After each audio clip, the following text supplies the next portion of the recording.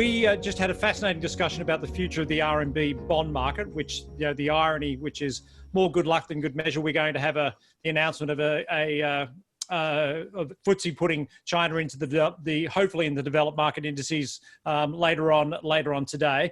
And as a natural extension of this, we have our global macro panel. So today we have Adam Levinson, founder and chief investment officer of Graticule Asset Management. Eric Robertson is the head of global research and chief strategist at Standard Chartered Bank, and Cem Akyurek is the lead macro researcher and member of the investment committee at RWC's Emerging and Frontier Market Strategies at RWC. So, guys, I want to start off with sort of a basic theme that I have had over the course of since the start of this year, which really has been, we've all had this theme, and that's the theme of the fast tracking of change. And just as we were talking in the previous panel, that the world of zero interest rates has led to shining a light on China being one of the few bastions of high quality global yield. We have the global economy and the macro landscape changing dramatically via COVID and via the response from COVID. So Cem, I'll start with you. Can we talk a little bit about the transition that we're seeing in China since COVID, and as it has emerged as the first major economy to emerge from COVID, and how has the Chinese recovery evolved over the course of the last 6 months? Hey, good morning, everybody. Thanks for having me on the panel, Paul. I really appreciate it. So, I mean, it's kind of interesting to see that the country that put the least amount of stimulus is recovering the fastest. And it's the country that's going to normalize its policy sooner than anybody else, right? I'm talking about China. It just goes to show you how important it was to basically, control the virus, and then, so that you can move on with your recovery. Now, if you look at most of the other large economies, they put in a larger fiscal and monetary stimulus. I don't need to go into detail as to how much it is, because you are all very well aware of it. But, it seems like they need to put in more stimulus just to maintain the bit of recovery that they're seeing, and perhaps to give that recovery a chance to become a self-sustainable process, right? And whereas, China is already in its second phase of a virtuous cycle of improving growth. I mean, the chief reason, again, apologies for stating the obvious, but the chief reason why this is happening is because these countries were very late in recognize the danger of COVID, and they were late in acting, and therefore they had to introduce very severe lockdowns, and they had to keep it there for a very long time. And contrary to what the headlines suggest, they're not really easing lockdowns at a very rapid pace. I mean, most of these large economies, a substantial portion of the GDP is still under lockdown. I mean, we monitor that by looking at, I'm sure you're all aware of it, the Oxford Stringency Index that encompasses a wide variety of sections of the economy, transportation, schools, and so on and so forth. And really, they're not really easing their lockdowns as fast as the headlines suggest. So, I mean, if you look at the US economy, for example, with China not willing to do the excess stimulus that they did back during the global financial crisis, obviously for the global economy, for the global recovery, and for China and others, the US consumer has become even more and more important. I mean, we all know that the US government has done a fantastic job in terms of replacing lost income, right? If you look at the personal income numbers in the United States over the past 3-4 months, I mean, it's higher than what it was before the pandemic, right? But, low income groups are spending a lot of money. We can track this from high frequency data, but higher income people are not spending a lot of money. If you look at the savings rate, I mean, in April, it went up to 32%, and now it's, I think down to about 17-18%, which is still about 2.5-3 times the normal level. So the point is, they need consumer behavior to normalize, and the solution to that is not pouring more money into the economy. I mean, that helps to sort of hold things together, but something significant has to happen to change consumer spending behavior. Now, what is that significant change? Obviously, it has something to do with the virus, whether it's better treatment, a vaccine, and so on and so forth. Whereas China I mean, Europe is doing a little better. We can see that in high frequency data. But at the same time, this recent spike in cases and, you know, the new peak seen in France and so on, that's going to throw sand in the wheels of consumer recovery. But honestly, when you look at China, I mean, to me, it seems like all the high frequency indicators, whether it is on the demand side or the supply side, are doing pretty strong. So they're into it. And that's the reason why they don't feel the need to add more stimulus to their economy. And, you know, in a sense, they've already started to normalize economic policy, particularly on the monetary front. So, yeah, China is well ahead of the game. And maybe later on we can talk about, you know, if there's any change in their medium-term growth outlook. I mean, I'm a firm believer that their long-term growth dynamics is evolving and it's changing in the right direction. And, you know, they should continue to be one of the fastest growing economies in the world. So Eric, if I'm putting on the way I look at the world in a very, very simplistic way, right? So what Cem has just told me is that the world is printing money like drunken sailors and not recovering. China was very, very stable, kept a very, we'll call it benign or, you know, very,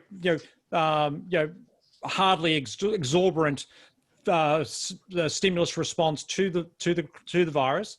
They are coming out of it quicker than everybody else. Isn't that just a green light for the RMB to strengthen? You know, particularly in the context of, you know, and I think one of the things that Cem's going to allude to about a medium-term growth outlook is a more inward-looking China, a more consumption-driven China, a more, you know, a better style of investment-driven China. Isn't that a green light for the renminbi to strengthen?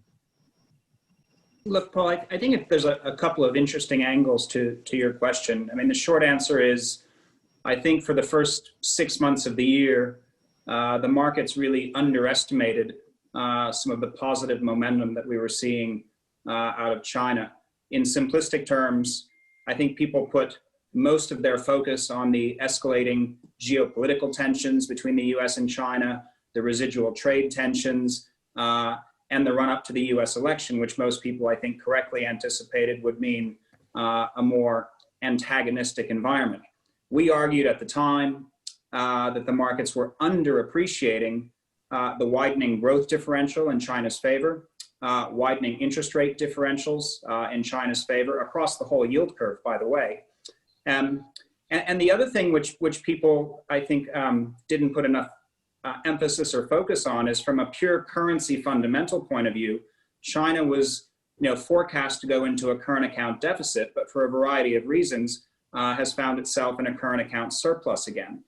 And then the other thing which, you know, I think is really worth emphasizing is that even in a world where every government is expanding its fiscal stimulus, issuing more debt to fund that stimulus, you know, China has actually come out of that extremely well in the sense that, yes, 10-year bond yields are up 50 basis points from the lows, but they're going to attract between 800 billion and 1 trillion RMB of inflows into their bond market this year at a time when supply is going up and interest rates have actually been at the margin higher.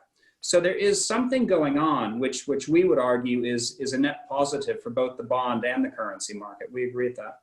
All right. So, Adam, you and I have talked about this at length about the opportunity sets within the Chinese bond market. But why don't we look at this from a why don't you articulate, you know, the arguments in favour for structural ownership of RMB bonds? Is it more than just the fact that, you know, a basket of developed market 5 years gets you nothing, and you get a lot more than nothing in China? What's the argument? You know, it's funny, Paul. If we had this conversation, this was a legitimate topic of conversation, I think, over the last 2 years.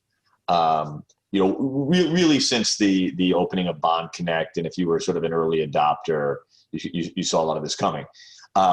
And so that would not have been at the top of the list, in my opinion, at that time. But the reality is today, that's as good a reason as any. That probably is. The reality that you get no yield anywhere else. And everybody who's managing portfolios there is looking for some form of income. It's hard to find. And the fact that you get it in a high quality bond market like China, I think it now has moved that to the top of the list. That's first. Second, the direction of indexation.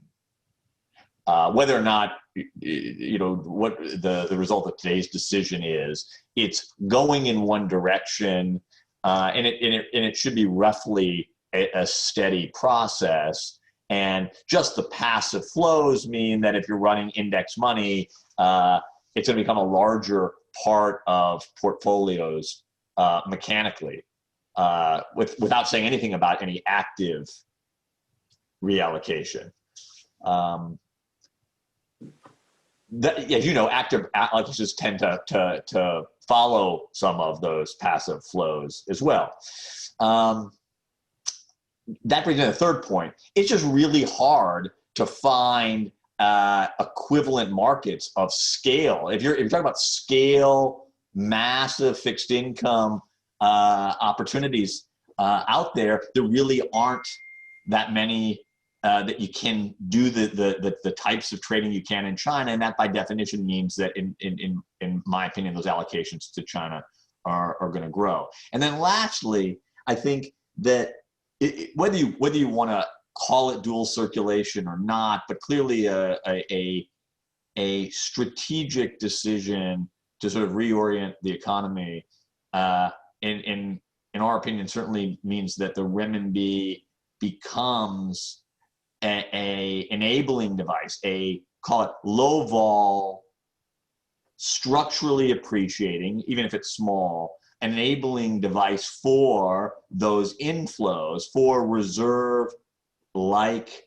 currency characteristics, and that really, in the larger strategic sense, it's got to be part of China's bigger policy objective of essentially returning or trying to create a multipolar world. So this becomes one very important part of that objective. And I know, I'm not even going to touch on the digital side of it yet. I imagine we're going to come and talk about that later. I think it becomes incredibly important as well. So I'll save, comments related to the digital renminbi for later. Sure. So, mate, what you've just done is outlined a wonderful argument for the business model of Vanguard and BlackRock, as if they needed another argument for passive investing, right? But think of this from your own business perspective, right? For someone who is engaged in active management, and Cem and Eric, it applies to your businesses as well. But are the opportunity sets in Chinese fixed income better on the passive side of things, which obviously is a low margin business for global investors, for global asset managers, or is there an opportunity for the development of a more sophisticated active management, relative value style structures that are available to global asset managers and not just domestic Chinese managers? Can I answer? Can I just follow up on that, Paul, for 1 second? Yeah, sure. I think the answer. I really believe the answer is both. And I'll just give you a couple examples. I mean, like I said, the passive stuff is going to happen. I think that's sort of a foregone conclusion. The active side of it. Look at the world we live in now. There are problems with the existing hedges, or what were previously reliable hedges in the form of hard duration, that are no longer performing that job. And a suitable alternative requires massive scale and having some characteristics, even if it's not truly hard duration yet or hasn't proven itself to be, it has characteristics that will end up serving that task. And then you have a whole universe of potential Europe, and I know Eric and I have talked about this a lot over the last couple of years, potential European allocation as a substitute because of the basket having a high composition of European FX. You can basically synthetically create your European bonds as alternative to semi-core, and that's a whole other set of strategies. Got it. Got it. Eric, you got anything to add there? Well, I just, look, I know there are some reservations from people that perhaps because the repo market is not as evolved, or perhaps the derivatives market is not as evolved, perhaps that limits the amount of scale that you can see, because the opportunities for relative value trading and the liquidity that presents is not quite as developed. I would argue a little bit differently. I mean, we are seeing the maturation of different structures within the yield curve. It's not just CGBs, it's portfolio policy bonds. There's different forms of credit curves that are evolving and developing. And so I think for people who want to get into the weeds a little bit and look at sort of different capital structure trades, those markets are evolving as well. And so for people who are distinctly not passive in their mindset, who are much more active, I think the market's evolving quite quickly. I mean, we got an announcement today from CFETS talking about an expansion of the ability of foreign investors to hedge their currency risk with a variety of different banks. All of these incremental steps, I think, are going to give active investors and active risk managers an increased amount of tools at their disposal. And look at it from your own business line perspective. Clearly, front and center is the plumbing and infrastructure and backbone, which is the Bond Connect. Is the Bond Connect have the capability to take this bond market to where it should be, which is a legitimate rival to treasuries, bonds, JGBs in the future? Look, I think there are pieces of the puzzle that are falling into place, Paul. I mean, look, for those of us who've been involved in treasuries and European markets over the last 20 years, the one thing that we all know is that the ability to take or manage interest rate risk across futures, swaps, exchange traded, effectively a multitude of different platforms that give you the ability to express a duration view is really what makes those markets appealing. And we're starting to see similar with the evolution of these platforms in China. I think the futures market there is going to continue to evolve over the next 3 to 5 years, and that will bring in a whole host of different kinds of participants. In theory, that should bring about a bit of a basis market. So look, I do think the platforms will get to where they need to be. Got it. And is the infrastructure available there for relative value funds to flourish, for leverage, for the utilization of leverage? Clearly, an absence of repo is a huge problem. And but is there the basic infrastructure there to allow the development of more esoteric or more sophisticated sort of relative value style strategies? I think it's getting there, right? I don't think it's there yet the way it exists in some of the other markets that have had those sorts of opportunities for a long period of time. Another issue is going to be cost of funding for people, right? The issue for leveraged investors to borrow balance sheet and to use balance sheet in a cost-effective way is, by the way, a critical price determinant of whether those strategies make sense or not. Now, for some people, that access to liquidity and to balance sheet will come very easily. For others, it may be a part of the challenge. Now, Cem, before we dive into the equity universe, I think it's useful to develop a medium term framework for where you think growth is going and what the composition of growth is going to look like. Because it's all very well and good for all of us, and I can make that argument about a structural re-rating of Chinese equity for a slew of reasons. But the only way you're going to get that is if it coincides with a structural growth model that supports that re-rating. So why don't you give us your interpretation of where you think the medium to longer term growth model is heading and what that composition of growth will look like? Yeah, Paul, I mean, I look at it from a very simple point of view, right? Economies grow in 3 ways, right? You either get more labor, you get more capital, or you basically use the existing labor and capital in a more efficient way. In economic jargon, we call that total factor productivity, right? Now, yes, the working age population in China is going to flatten out. next year or so. So they're not going to get an increase in working age population. But at the same time, if you look at the urbanization rate in China, it's about, I believe, 55, 60%, which is still substantially below developed economies, right?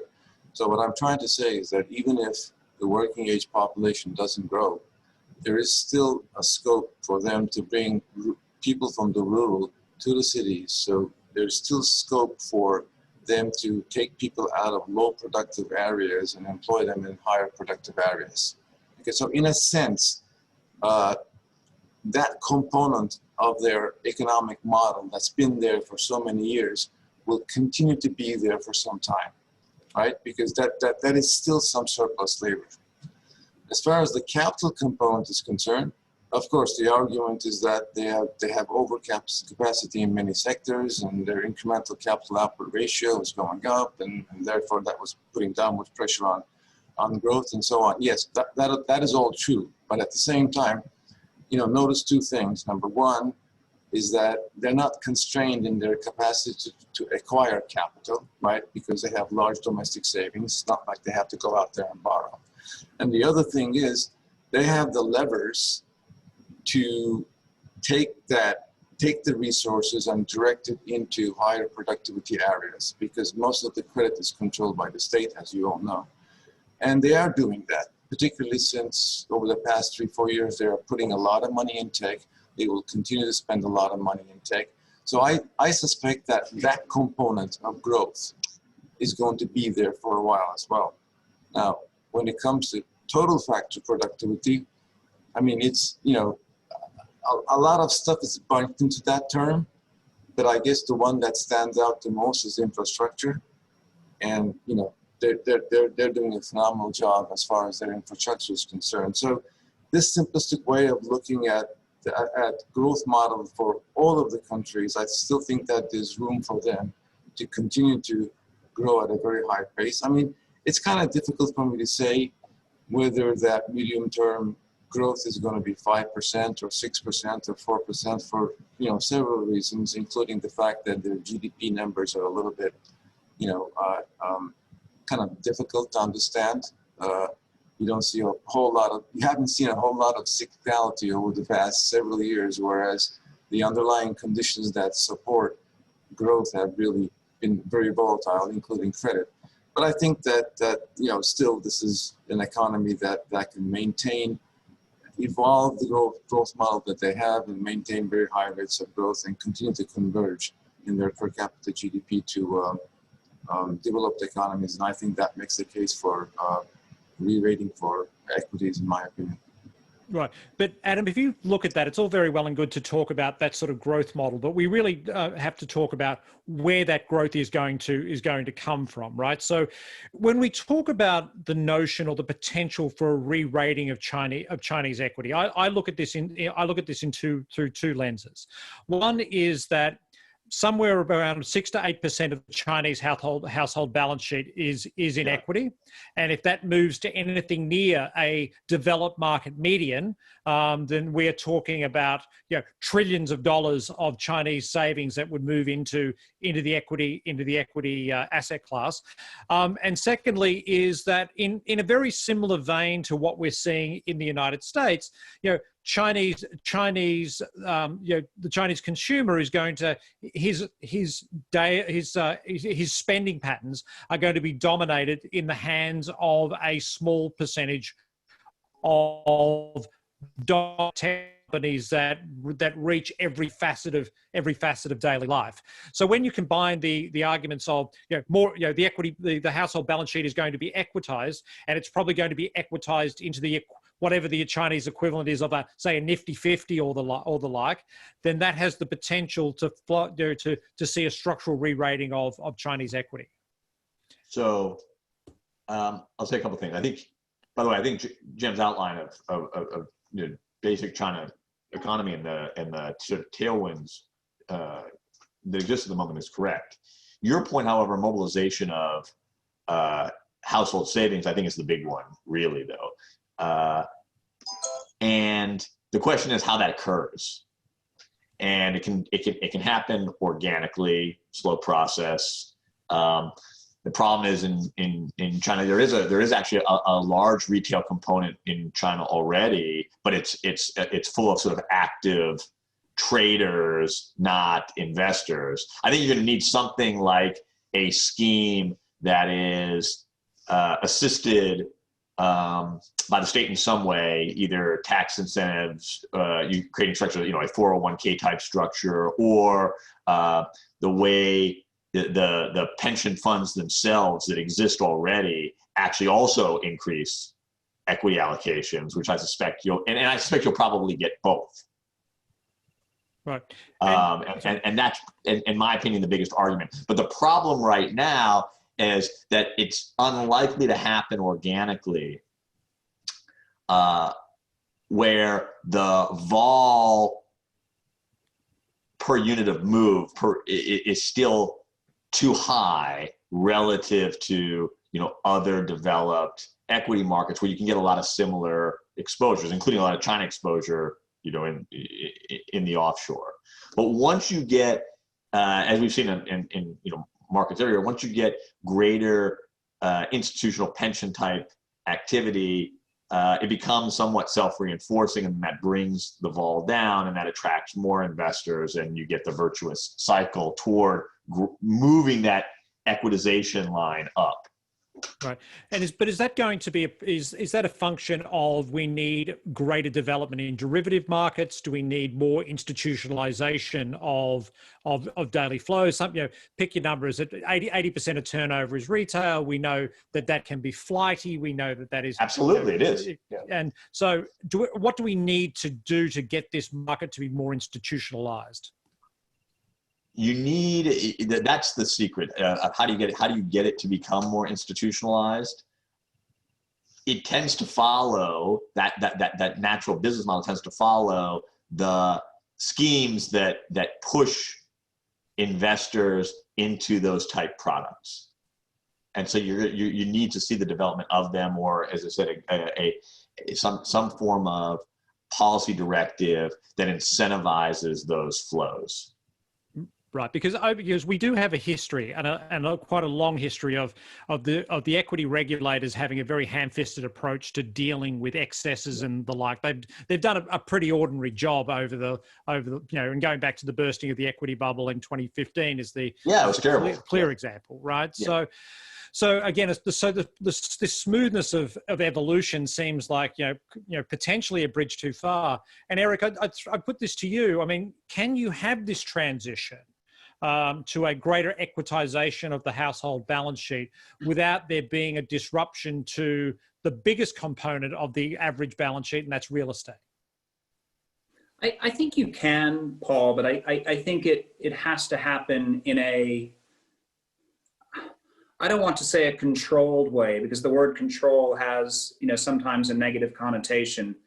But let me add one variable to the discussion that Cem and Adam and you have been talking about so far, which is, in China's evolution, the one thing that we worry about economically is, can they get wealthy before they get old? In other words, they've got the need to grow household wealth, but they need to do this before the demographic time bomb starts to really explode in the wrong way. Now, I think that's an important variable in this discussion, because what it tells you is that there is an incentive for people to seek out a more institutionalized equity framework as a part of their household balance sheet. Now, as Adam pointed out, and I'm in 100% agreement, so far we have this kind of bifurcated investment landscape of either highly speculative equity investing, bank-provided wealth management products, which are being sort of partially regulated out of existence. And then, as you point out, we have real estate.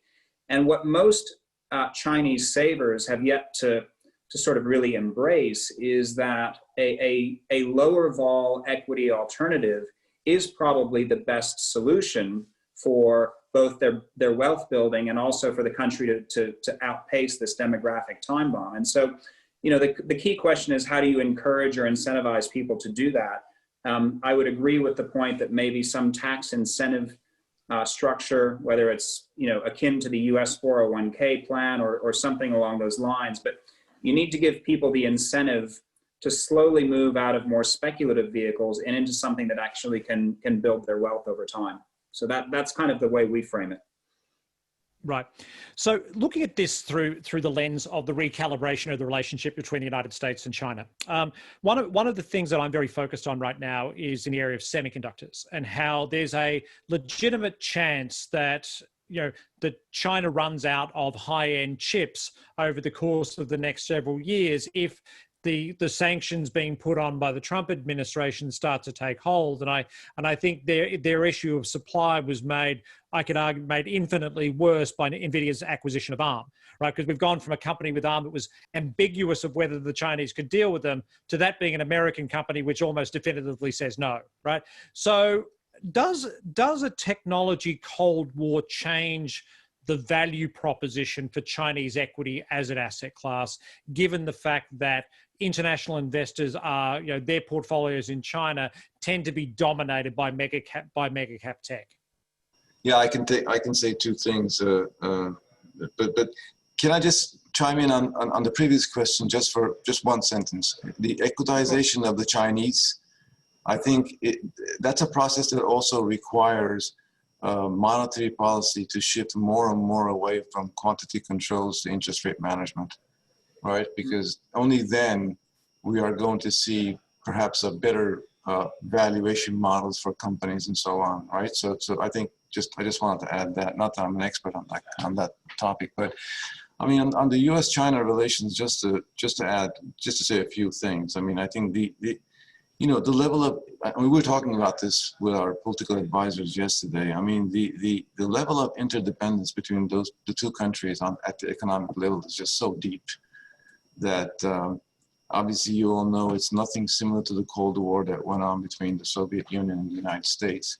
So there's a huge incentive here to sort of, keep things going the way they are. And we were talking about, a Biden administration versus a Trump administration and what that would do to relations with China. Would a Biden administration be harder or vice versa or whatnot? And the one thing that we keep talking about in that respect is that if the Biden administration were to come, that they could be equally tough to China, but that they would do that through sourcing the support of allies. Well, you look at the allies, the allies depend on China a lot more than the US does. Okay, so that might actually be a good thing for China, right? I mean, you look at the European export machine has progressively become more and more dependent on China. That's one thing, right?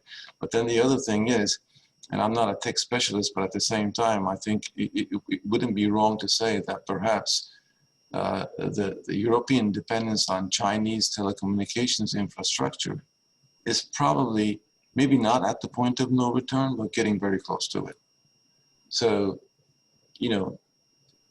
the US is dependent on China. The allies are even more dependent on China. So I just don't see this thing getting as bad as what some people are expecting it to be. I mean, bipartisan support for being hard on China, yes, but I just don't see it getting to the point where it just hurts both economies in a very significant way. Right, but just to take that point one step further, you talk about the point of no return in terms of Europe and telecom infrastructure. We saw that in the UK, and the UK has told us that they're not going to be using Huawei, and they're going to accept that it's going to take it's going to be a 2 to 3 year delay in their 5G rollout. I mean, we're seeing this across Europe that that the Europeans are backing away from a risk mitigation strategy regarding Huawei and going out to outright bans. And frankly, I don't think that a lot of countries are thinking about the consequences of delayed 5G networks. But what you've alluded to is, if we have a situation where the relationship continues to deteriorate and China continues to look inward, it's not a zero-sum game for China, right? Because they do need Western chips and they do need Western energy. They do need global energy and the like. And my concern is that if an inward-looking China is going to starve itself of what I would argue is its greatest strategic vulnerability, which is its inability to produce high-end chips domestically. That potentially has the potential to derail what is as you've alluded to, a rather compelling long-term growth scenario. Adam, do you have some thoughts on that? Yeah, I think the term disrail maybe is overstated. I think it could disrupt it, but in many respects, Paul, that's also becomes the catalyst, the motivation to indigenize this and reduce China's vulnerability. And that is the source of, perhaps the greatest thrust of China fiscal now over the next several years, that they're just going to be relentless to do everything in their power to mitigate that vulnerability. It's not to say that you're wrong, that the U.S. can become more hostile and try to interrupt that shift, but that's not going to stop the Chinese, and in my opinion, that's what they've demonstrated, I think, over the last 2 years. Perhaps being caught somewhat by surprise. I mean, I don't know, why they necessarily weren't aware of that sensitivity, but nonetheless, recognizing that vulnerability, now they're doing everything in their power to reduce, from a policy standpoint, to reduce that vulnerability, and that's actually very growth accretive to them domestically. So one of the reasons that I scheduled this day the way I have is then, and then without stealing thunder from the next two panels, is this notion of what you've just alluded to, which is the need for China to develop indigenous industry, particularly around technology. Now, you mentioned fiscal. I think the bigger issue is with the quintessential example being SMIC's capital raise recently, where they raised $6 billion. And primarily that's done to alleviate some of the stresses that we've been talking about in regards to domestic semiconductor production. But this goes to the need for China or Chinese state champions to raise tens of billions of dollars, predominantly, I would argue, of equity capital, and I'd argue predominantly done through Hong Kong, to meet the needs of building these indigenous industries. And Eric, I'm sure a bank like Standard Chartered is going to be front and center in terms of raising maybe not the equity side of things as much, but certainly on the debt side of things, in helping to facilitate some of these moves. Yeah, look, I won't comment on specific parts of the credit markets and our involvement there, but you raise kind of a bigger picture question, and Adam touched on this as well, which is, I think the way China is thinking about how it raises capital at both the government level and the private level, I think they're aware that they can't do that entirely domestically, right? And so even though they may be shifting their strategy economically to focus more inwardly, I think the need for foreign capital is going to remain a critical factor and a critical driver. And I say that because, look, in the world where everybody is raising a lot more financing, especially post-COVID, what we're discovering is that different economies, different governments have different vulnerabilities depending on how much they can rely on their domestic savers. I mean, take India, for example, right? Yes, in some respects, they are relatively well insulated against the flight of foreign capital, right? And that's by design, right? They want a low percentage of foreign ownership of their onshore bond market. But that presumes or assumes that the onshore banks and investors can carry the burden. And as we all know, that assumption has been challenged recently. So, if you take this back to your question on China and capital raising, the offshore markets like Hong Kong, other investor centers are going to become absolutely critical. So to Adam's point, I think too much pressure on them from a technology point of view is only going to spur innovation both on the technology side, but also in terms of how they think about capital raising. So I think there's potentially a short-term period of disruption as you describe it, but I don't think it's a game change. I don't think it ends the game for them. Got it. So speaking of game-changing technology, Adam, you've been sort of a thought leader in regards to the digital RMB and the influences of digital currency in general. Can you elaborate on sort of what you were implying earlier about the influence of the digital RMB on the domestic bond market, and what the prospects and benefits are and the opportunity sets are with the framework of a digital RMB? Okay, so I sort of outline a number of things related to it. First, let's also acknowledge that one of China's greatest vulnerability outside of chips is, of course, they're beholden still to the U.S. financial system and access to dollars. And if you think that makes them comfortable, clearly you're misguided. So that is right next to the chipset, the sort of primary policy objective. And so the development of their own alternative competing payment system and essentially, in my opinion, a financial architecture that's really leading in sort of fintech next gen technology already. It's one of the areas they lead in. And I think they since 2018, when she sort of made the statement around recognition of the how important blockchain technology was to China, and as a policy objective that they were to go and seize that opportunity. This digital RMB has been a project which is getting slowly rolled out. Here's how I think about it a number of ways. First, it is essentially, it becomes the central part of sort of new fintech architecture at the center of that ecosystem. Second, it allows China to basically open and remain closed at the same time, because then, effectively today you're open for outside investors to go in and out of for foreign international investors to go in and out of the bond market, but of course, locals cannot exit. And if you move toward a digital currency and digital tracking, you basically enable both those things simultaneously at scale, which becomes very important. Third, they're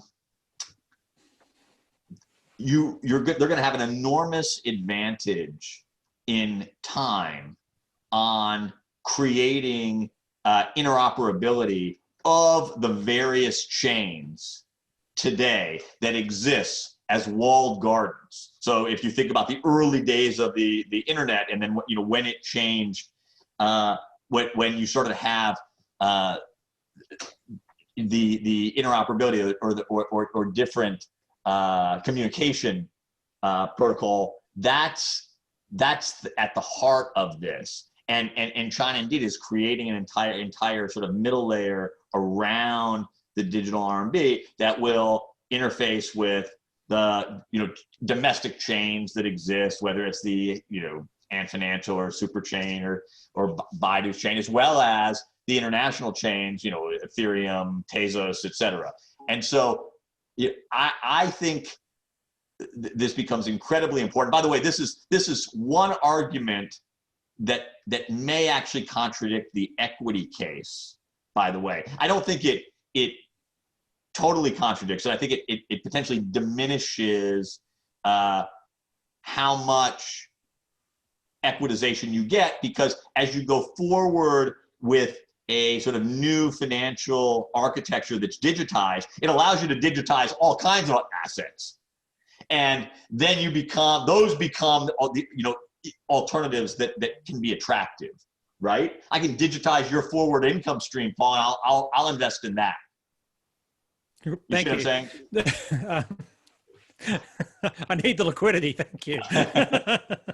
So my point being, this tool, this digital currency, in my opinion, is an incredibly powerful piece of not only domestic China, but the entire China ecosystem, wherever they're going to be doing large scale financing throughout the Belt and Road, and that's going to create, I think, very profound networking effects, and going to be a big source of growth within China. Got it. And does that lead to the decline of Chinese corporate issuance in dollars? I think that just becomes a decision, like anybody else. That just becomes a corporate finance decision. They'll do what they need. You know, that's an efficiency and liquidity story. So the answer is yes, if they get greater efficiency and pricing elsewhere, or they'll continue to use dollars and they'll swap it where they want when they want to, or use it for other purposes. But we just have an incredibly viable alternative when dollar funding really was the only thing you had available. Yeah, and it's not that far away, because once you get in the digital domain, innovations happen just much more rapidly. Right. So I was thinking about some of the things Eric was referring to like 10 years ago, and I think like, yeah, that's on the existing financial architecture, which is dated, let's say. And you think about what could happen, once the digital RMB is sort of fully in place, which I sort of think happens, easily within the next 18 months, and then the innovation and growth that then happens on top of that. Got it. So, Eric, how are money center banks thinking about the digital RMB and alternative settlement systems? Clearly, Adam discussed the vulnerabilities that exist for China in regards to its current dependency on dollars. But clearly, Standard Chartered and all your peer group have your businesses are also very dollar dependent. How are you thinking about alternative settlement models and the business opportunity that creates? Look, I think the conversation originated out of let's be honest, it originated out of fear, right? I mean, the US-China geopolitical tensions, has got people wondering about things like, well, if the US, blocks China from the dollar payment system, does China then retaliate and sell treasuries? And so you get people thinking about these very sort of nuclear options or nuclear scenarios that are very destructive. If I think about it from our own sort of business models and innovations, that the bank has pursued in Asia, in Africa, et cetera, the early stages were simply going from brick and mortar retail banking to digital banks, right? And we've seen a number of digital banks crop up in places where really the only way people can do their finances and banking, both at the retail and corporate level, is with their smartphones and tablets, right? So that's been, a big evolution for us and for a number of our peers in the banking sector. The framework that Adam just described, I think also shows that there is a pathway to a digital alternative in the payment system that doesn't have to evolve out of a really disastrous geopolitical scenario, right? It could be something that is a net positive for growth, a net positive for financing, for the individuals and businesses that are operating Belt and Road and other parts of frontier markets. Things like, this sort of a platform, this digitization is, potentially something that saves them, right? Because they're no longer dependent on traditional dollar liquidity the way you described it. So I would view it as a massive growth opportunity. I just want to make sure we don't go to that sort of nuclear option first. Good.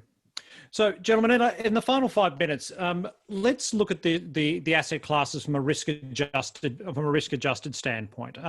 What is your preferred asset class, not only in terms of investment opportunity, but also the resources that your management companies are spending on analysts and the like? What's the most attractive asset class for you? Equity, or fixed income? Emerging market equities. Yeah. No, but I mean, look, Paul, and let me just put it very succinctly, as succinctly as I can. So you've got all this liquidity being pumped into advanced economies, right? And we all know that emerging markets are a little bit more constrained in their capacity to stimulate, right? But at the same time, there are ones within the emerging market class that have large financial systems, they have large FX reserves, low external debt, and they're stimulating in a strong way. And most of these economies are in Asia, obviously. And then you have the other ones that are much more constrained, and they're basically waiting for that ECB and Fed liquidity to trickle down to these countries, right? And this has happened in the past, as you know, right? Quantitative easing 1, 2, 3, every time the balance sheets start to expand, you saw massive capital inflows to emerging markets. The only exception is during the third quantitative easing, because there China had its own problems of communication of its FX policy, and so a lot of capital outflows.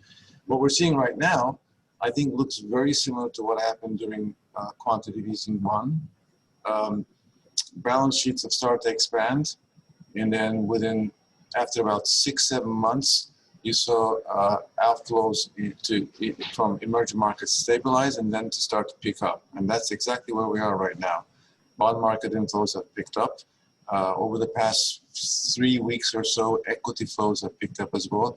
So I think, so that's one reason. The trickling down of liquidity is going to help emerging market recovery. But I want to add one more thing very quickly. We did quite a bit of work on the impact of lockdowns on emerging markets versus developed markets. And very shortly, I would like to say that as the intensity of lockdowns increased in both emerging markets and developed markets, the negative impact on emerging market GDP momentum was larger.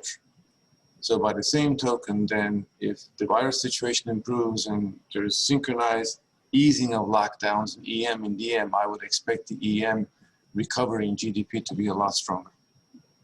Got it. So, Eric, the equity universe is not really what you do, but can you talk a little bit about where you would be deploying assets in fixed income and the opportunity sets you see there?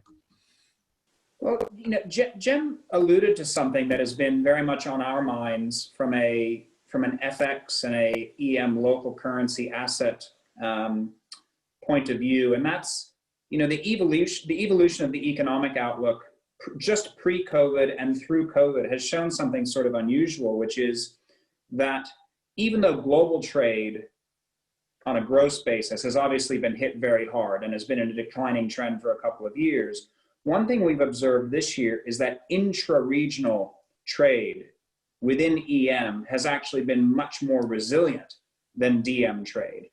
And you can explain that away in a number of different fashions, but one thing that occurs to us repeatedly is that the engine of growth being China and the rest of the Asia nucleus is becoming ever more important. So again, to Cem's point, as we do start to come out of lockdowns and we do start to come out of the bottom of the growth cycle, even if it is subpar relative to where we were 2 or 3 years ago, I think there's a lot of operational leverage for EM assets. Now, the way we're choosing to play that at the moment is on the FX side, because we think we've hit the end of a 9-year dollar cycle. The S&P has outperformed MSCI EM by 100 percentage points over the last 9 years. And we think that as that goes into reverse, emerging market currencies, especially those tied to some of the commodity stories, should start to do very, very well.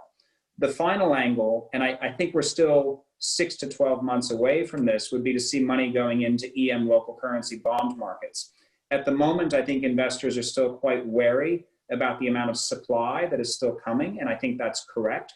But ultimately, as that supply momentum starts to slow, the yield on offer in a number of EM bond markets, even in Asia, I think will start to attract some capital again. But again, I think that's the second step of the recovery. Adam, last word with you. Paul, are you talking about China specifically or more broadly in EM? I was talking China specifically for the year. As it pertains to China, I think in terms of sort of per unit of sort of time and risk adjusted, still the FX and fixed income. Though, I'm the first to admit in the recovery prospect, I don't think I think fixed income is broadly a carry story for now in China, and you have and roll story, and you have sort of latent demand behind you, but you're going to make most of the money from the FX over the near term, meaning the next year. in China on the equity side, look, there's always a lot to do. It does require, a hell of a lot more resources, and tend to be, sectoral or thematic pockets that you need to focus on. Got it.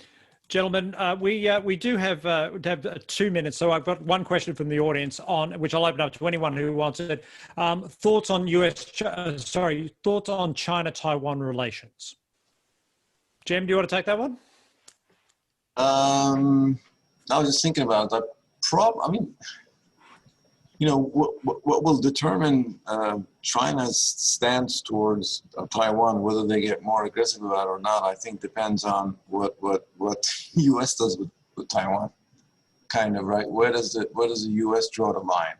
So, it can get very aggressive if the U.S. continues to support Taiwan in a progressively stronger way with arms and so on. But I don't have high conviction in my view. So I was going to say, I think the TSMC is probably the biggest input into all of this, right? Because getting back to our argument about chips, if the US pushed their sanction ban onto TSMC because of US designs used in TSMD output, that potentially has explosive consequences. Adam, you want some last thoughts before we drop off? On China-Taiwan, look, the relationship will remain tense because it's really tri-party whenever you're dealing with China. It involves the U.S. in there, and that's going to be a source of tension. Good. Gentlemen, Eric, Cem, Adam, thank you very much for your time today. We'll do this again very soon. Thanks. Thank you. Thanks. Thanks, guys. Bye-bye. Thanks, guys. Bye.